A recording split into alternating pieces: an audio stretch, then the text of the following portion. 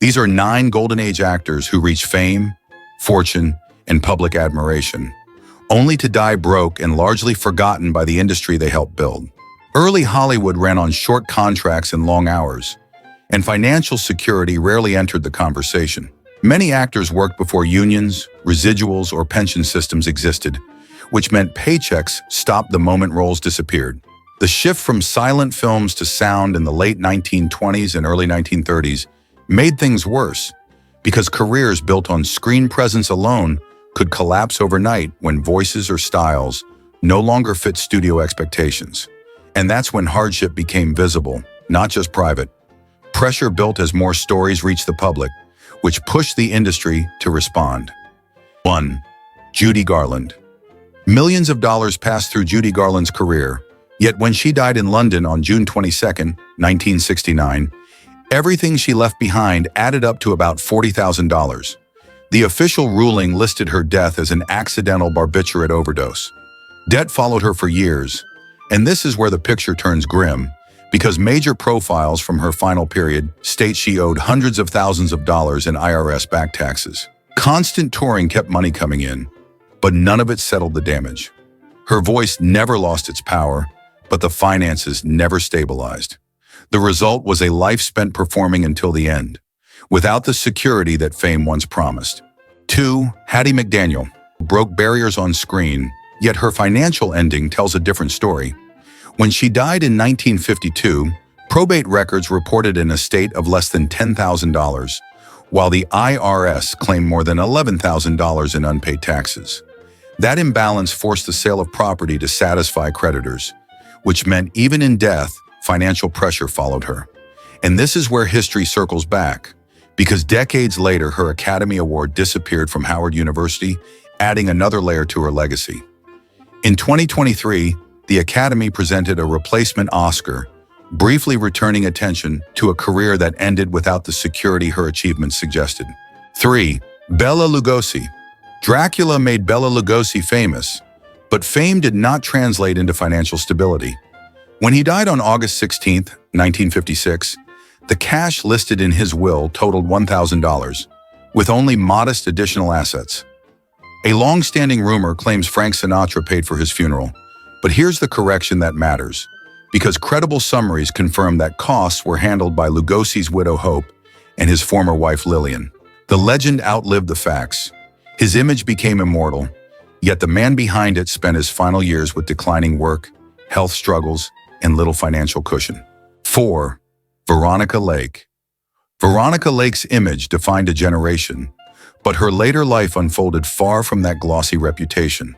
Biographical accounts consistently describe a severe career collapse and years of personal hardship once studios stopped calling. Bankruptcy in 1951 appears frequently in her story, which signals the depth of the financial fall, even though precise end-of-life estate figures remain inconsistent across sources. That lack of clarity mirrors how completely she faded from public attention. The problem was not talent, but timing. Once Hollywood moved on, protection disappeared with it. 5. Carl Dane.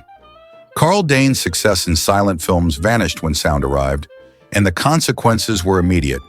In April 1934, after years of unemployment, he died by suicide. Newspaper accounts from the time valued his entire estate at $197, and reports describe a sparsely attended funeral until industry figures stepped in to arrange burial. That detail tells its own story. Dane left a short note reading, "To Francis and all my friends, goodbye." Stardom ended quietly without applause or support. 6. Marie Prevost. Marie Prevost once enjoyed recognition, but by the time she died in January 1937, the money was gone. Her estate was valued at $300. Among her belongings was a $110 promissory note owed to Joan Crawford, a detail that often appears in accounts of her death because it underscores how complete the financial collapse had become. Fame offered no protection at the end. Her passing became one of the most cited tragedies of the era, often mentioned as proof that Hollywood discarded performers once they were no longer profitable. 7. Florence Lawrence. Florence Lawrence helped define early stardom, yet by the 1930s she was earning $75 per week in small MGM roles. That shift marked how far her career had fallen. She died on December 28, 1938, leaving a note that read, "I am tired. Hope this works." The Motion Picture Relief Fund paid for her burial, confirming that she died without financial support. Her grave remained unmarked until 1991, when Hattie McDaniel paid for a headstone, decades after public memory had faded. 8. Bill Bojangles. Robinson. Bill Bojangles. Robinson ranked among the most famous entertainers of his era and is often described as one of the highest-paid black performers of his time. Success did not protect him. When he died in 1949, reports consistently state he was penniless, and Ed Sullivan paid for his funeral. The contrast between career earnings and final reality could not be sharper. His story shows how even top stars remain vulnerable in an industry that offered no long-term guarantees. 9. Barry Norton.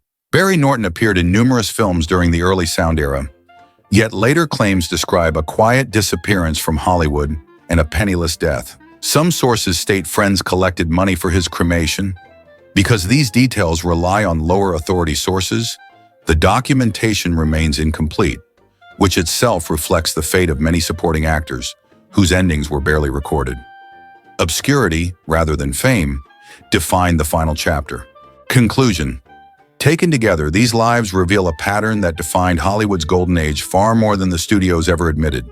Fame arrived fast, money moved quickly, and security was almost never part of the deal. The industry rewarded youth, novelty, and box office appeal, but it rarely planned for what happened when any of those faded. For many of these actors, success was real but temporary. They earned strong paychecks during their peak years, yet worked in a system with no residuals, no pensions, and little financial guidance. When roles slowed or disappeared, income often vanished overnight, and the lifestyle that fame required became impossible to maintain. The problem was not laziness or lack of talent. It was an industry built on constant replacement. The shift from silent films to sound made this even harsher. Careers that seemed stable collapsed in a matter of months, sometimes weeks.